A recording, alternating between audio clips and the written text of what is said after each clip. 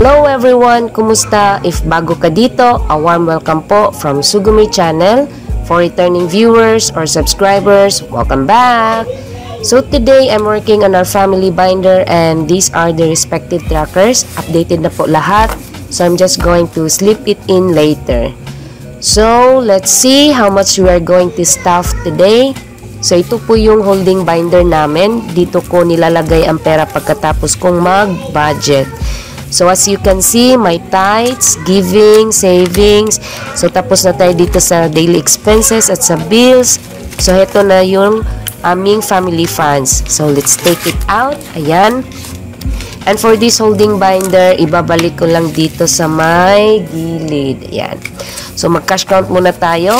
Hindi naman ito kalakihan guys, but then super willing ako to share kung paano ko i-manage ang ganitong halaga para sa family binder. For 50, we have 1, 2, 3, 4, 5, 6, 7, 8, 9, 10. So that would be 500 pesos. For 100, we have 1, 2, 3, 4, 5, 6, 7, 8. So that would be 800 pesos. So, isang 200 plus 200 pesos at 1, 2, dalawang 1,000. So, that would be 2,000 pesos. So, it brings us to a total of 3,500 pesos sa family. Ayan. So, let's put this aside. Anyway, gusto ko lang magpasalamat sa lahat ng sumuporta sa channel na to kahit nawala ako. Thank you so much. And sa mga new viewers, thank you po for dropping by. So, for transpo, this will get 300 pesos today. So, tatlong 100 sa dalawa, tatlo. So, para to sa family bonding na mga lakad. Ayan. So, sa transpo, meron na tayong 1,000, 100, 200, 300, 400, 550, 650, 700. Again, that was 1,700 pesos. So, nagagamit namin ito kapag may gustong puntahan. Siyempre, kapag kumpleto ang pamilya at kumpleto kami magkakapatid at ni mama. Then, holidays, this will have 250 pesos for now. So, dalawang 100 at isang 50. Ayan, 250 pesos. So, holidays now have 100, 200, 300, 400, 550, 650, 700. Again, that was 700 pesos. So, para to sa mga gusto namin gawin, gustong bilhin, o gustong kainin during holidays. So, next is family. Ang allotted budget ko dito is 1,000 pesos. So, isang 1,000. Family now has 1,500 pesos. So, yung 500 pesos nito para sa sinking funds naming magkakapatid at ni mama. As agreed po, may lakad man o wala, maghuhulog kami ng 500 pesos kada buwan. So, as you can see sa tracker namin, maraming nangyayaring transaction. So, seldom lang ang cash in pero maraming cash out. Then, birthdays, this will have 300 pesos for now. So, tatlong 100 sa dalawa, tatlo. Ayan. Small amount lang siya guys para sa simpleng salo-salo with the family.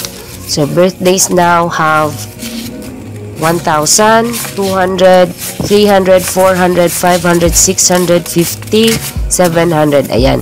1,700 pesos in birthday. So, tamang-tama na ito pang ice cream ng mga bata at pang beer ng mga kapatid. So, sana oil. Ayan. Then, eat out. So, let's take this money out and grab 200 pesos. So, eat out now has 200, 350, 400. Again, that was 400 pesos. So, dito namin kinukuha yung pang pork barbecue namin, grilled hot dogs, pang isaw, ganon, at saka pastel. So, next is parents para sa mama and papa, nanay at tatay. This will have 300 pesos today. So let's say, aabot ba ng 700 pesos? 2, 3, 4, 5, 6, 7. Yeah. So, ulit. 200, 300, 400, 550, 650, 700. Yeah. Lagay natin dito at kuha tayo ng isang 1,000 pesos. So, parents now have 1,000, 2,050, 100. Again, 2,100 pesos sa family. So, next week pohon, birthday ng tatay. Then, next month pohon, birthday ng nanay. So, I'm sure magagamit namin to pambili ng gamit sa bahay o kaya damit o jacket. Ayan. Then, gifts. This will have 250 pesos. So, let's have 5 50s. 1, 2, 3, 4, 5. Yan.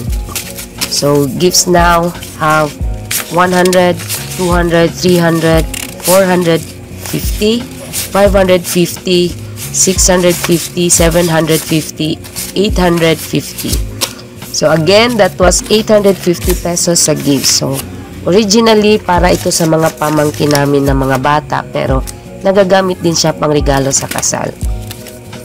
Then, date night, this will have another 200 pesos today. So, let's grab 200. Oops.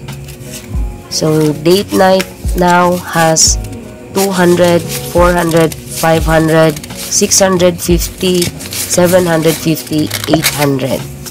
So, hahayaan ko muna itong mag-accumulate dito.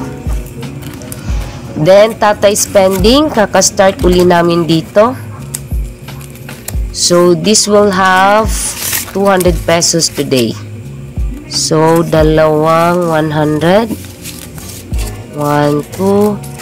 So, sa tatay spending, we have 100, 250, 350. So, 350 pesos sa tatay spending.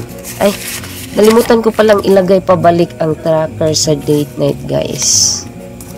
So, dapat pala may 450 pesos sa tatay spending.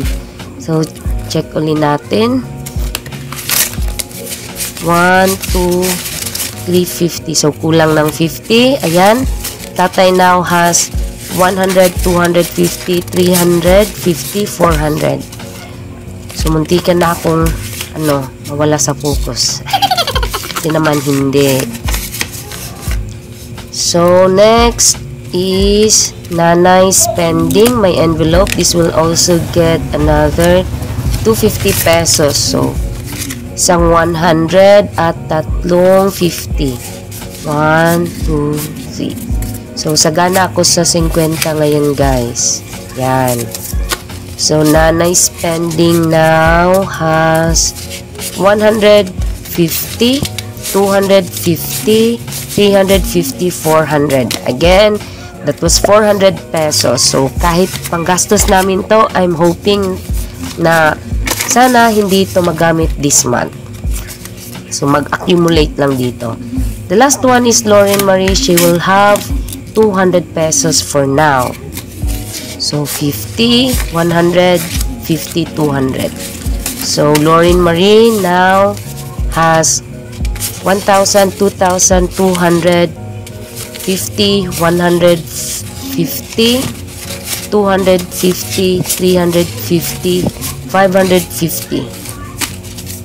Again, 2,550 pesos. So, hindi naman kami magastos in terms of clothing kasi kadalasan is galing sa okay ang mga damit ng anak namin. So, tapos na tayo sa pagka-cash stuff. Let's have a quick recap. For Lauren Marie spending, she has 2,550. Sorry guys, puntahan ko muna anak ko. A few moments later. For Lauren Marie spending, she has 2,550 pesos. Nanay spending, 400 pesos. Tatay spending, 400 pesos. Date night, 800 pesos. Gifts, 850 pesos. Parents, 2,100 pesos. Sa eat out, 400 pesos. Sa birthdays, 1,700 pesos. Family, 1,500 pesos. Gaya ng sabi ko kanina, yung 500 pesos dito ay para sa sinking funds naming magkakapatid at ni mama. Holidays, 400 pesos. Sa transpo, 1,300 pesos. Yan. So that is it, guys. If you reach this part of the video, thank you so much. Thank you for your time. If you like this kind of content, please give it a like. Comment down below, click subscribe, and hit the bell button for more videos. Kita-kits po tayo sa next video namin, ha? Keep safe, God bless, and bye-bye!